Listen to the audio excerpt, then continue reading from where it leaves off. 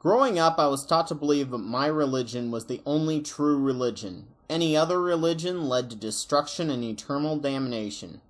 Our family and church took our certainty of our beliefs to the extent that we believed that people, even within our own religion, were damned because of slightly differing views on morality and the afterlife. Our being right was so important to our eternal souls that being wrong was just not questioned. We had to be right. There was no other option. No one preaching eternal torture can do so without being absolutely certain that they must be right. I know Muslims who also are absolutely certain that they are right and I and others are wrong. Almost any fundamentalist religious person with a belief in rules and an afterlife have the same mindset.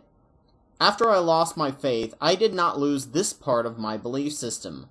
I still judged and preached at people, and condescendingly pitied people who were not what I considered to be on the level of awareness and understanding that I was. I still struggle with this on a daily basis, as the need to be right and perfect is so ingrained into me, it is hard to let go and think that the way I do things may just be the best way for me and not for everyone else. There are many factors and many ways of dealing with things in life. Our brains all have different levels of hormones, neurotransmitters, and endocrine, as well as differing numbers of receptors for each type. We are all on different drugs and different drug cocktails. Each one of us thinks that our drug trip is the best, while some are just getting by on the drugs they were given.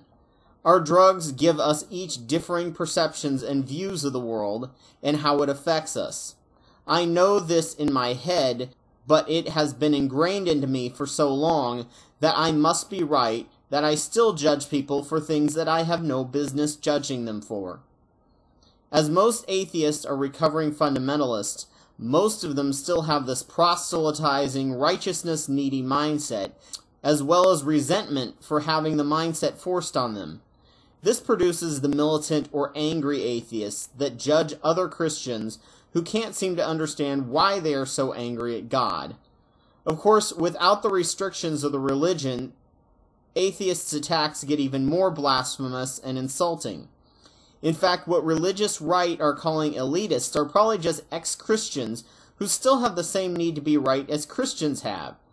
We have to not only leave the religion and its tenets, but also leave its need to be right in assuming others are wrong. To educate is good, but when you attack others maliciously, you're no better than a religious fundamentalist.